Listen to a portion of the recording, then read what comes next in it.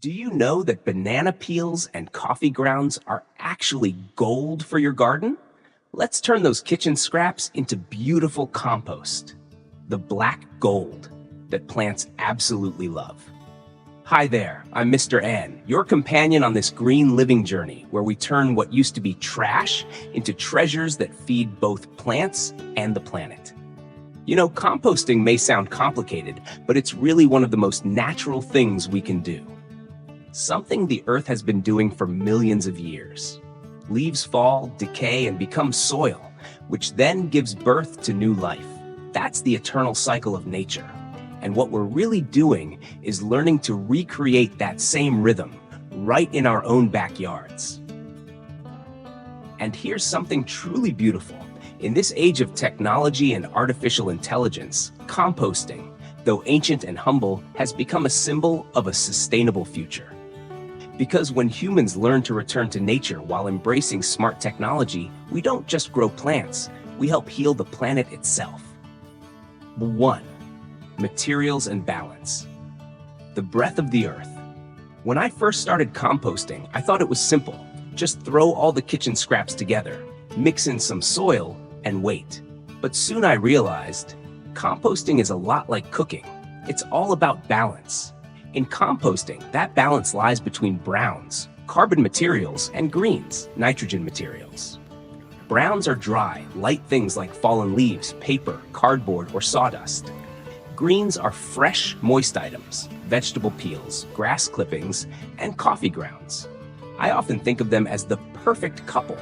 Too much green, your pile turns wet and smelly like soup left out overnight. Too much brown, it becomes dry, lifeless, and never heats up. The ideal mix?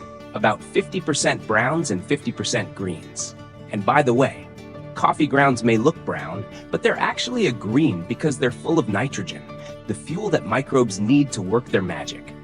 And remember, never add meat, dairy, oily foods, or cooked leftovers. They don't compost well, and trust me, you don't want to invite flies or rodents to the party. You know, balance isn't just for compost.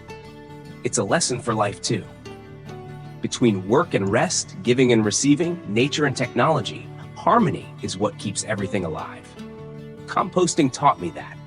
It taught me how to listen to the breath of the soil and to see that even waste has value when placed in the right environment. 2. Location and setup. The home for microbes. A compost pile needs a home, a space where life can quietly do its work. I chose a shady corner of my garden, away from harsh sun but still with good drainage. Compost hates being waterlogged, but it also hates drying out. It needs a breathable, gentle place just like we do. If possible, keep it close to your garden or kitchen area so it's easy to add scraps daily. And if you can, try the 3-bin system. One for new materials, one halfway through, and one that's nearly done. It's like having 3 generations under one roof. Young, middle-aged, and mature compost all living side by side.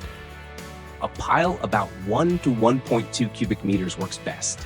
It holds heat efficiently and keeps the microbes cozy. If you're placing it on concrete, spread a layer of soil beneath it so the earth can still breathe from below. Remember, compost isn't a machine. It's a living thing with a pulse, with lungs, and with its own rhythm of life.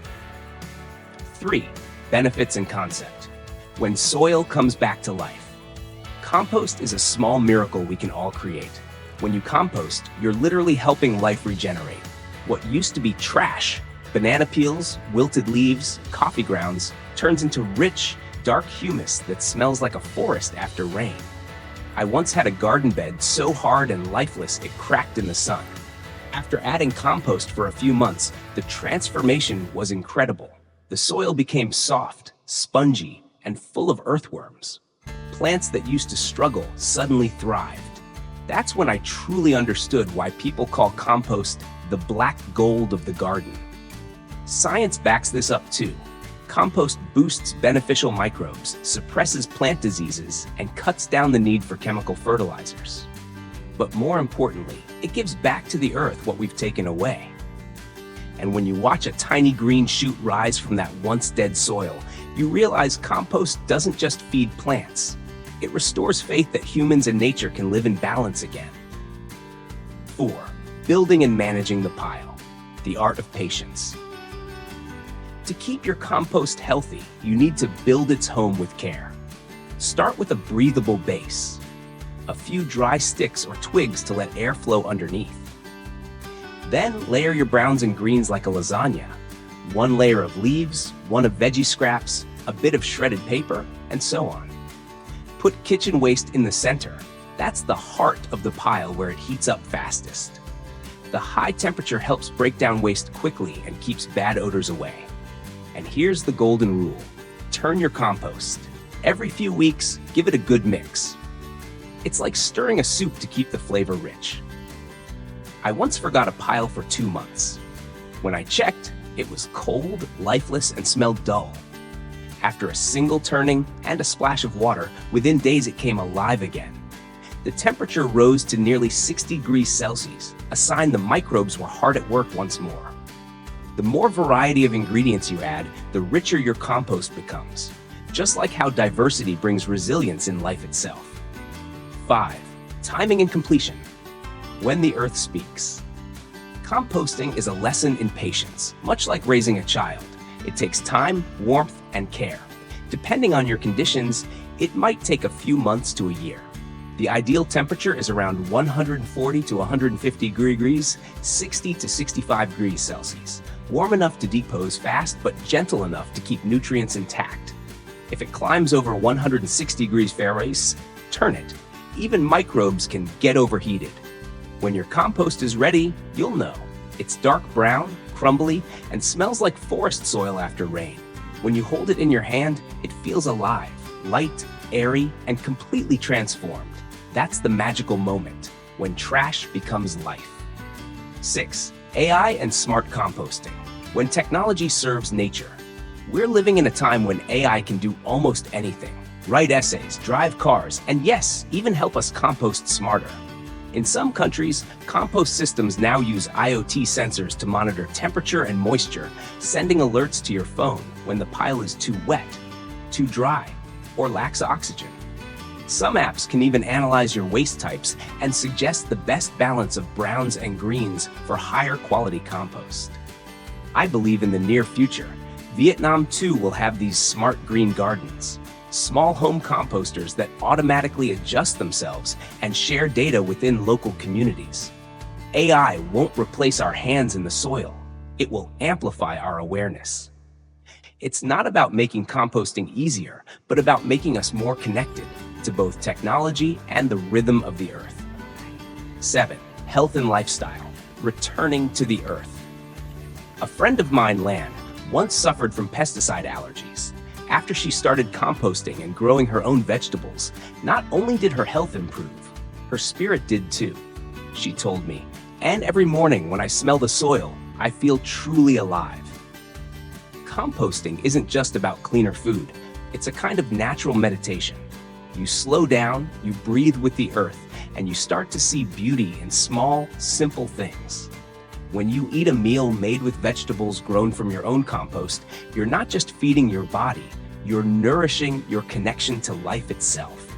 And that, to me, is what real wellness means. 8. Troubleshooting and maintenance. Listening to your waste. No compost pile is perfect from the start. Sometimes it smells bad, sometimes it dries out, but don't see that as failure. It's simply the Earth's way of talking to you. If it smells foul, it's probably lacking oxygen. Add more browns and mix well. If it's too dry, sprinkle some water or add more greens. The ideal moisture should feel like a wrung-out sponge. I usually cover my compost with a mesh or a light tarp. It keeps animals out and holds in the heat and humidity. Give your compost a little care, and you'll find it breathing again, quietly working day and night to turn decay into new life. Number 9. Circular living. When waste becomes seeds of hope. Composting isn't just a technique, it's a mindset. Every bit of organic waste you recycle is a small promise to the planet. If every household in Vietnam composted, we could reduce landfill waste by 40 to 60%. Imagine that. Cleaner cities, no smoky landfills, children playing outdoors without the smell of garbage in the air. Green living isn't something fancy. It's simply about small daily choices. Saving your veggie scraps, keeping your coffee grounds, and trusting that life will grow again from what we throw away. 10. Community and education. Together, we grow. One person can make a compost pile, but together, we can build a movement. Share your experience with your neighbors, schools, or online. Let's build a community called Green Composters Vietnam, where we learn, make mistakes, laugh, and celebrate the moment we see our first batch of black gold. Teach children that a banana peel isn't waste. It's tomorrow's soil. And when they understand that, we've already planted the seeds of change. Composting isn't just science, it's philosophy. When you learn to respect every bit of waste, you also learn to respect life itself. I've always believed this. The earth never betrays those who care for it. It simply mirrors what we give. And maybe, just maybe, from that small compost pile in your garden, you'll rediscover kindness, faith, and hope in nature and in yourself. If you found this video helpful, please subscribe to my channel, Compost, and let's spread the spirit of green living, a life that's healthier, more mindful, and full of love. See you in the next video, where waste becomes soil, and soil becomes life.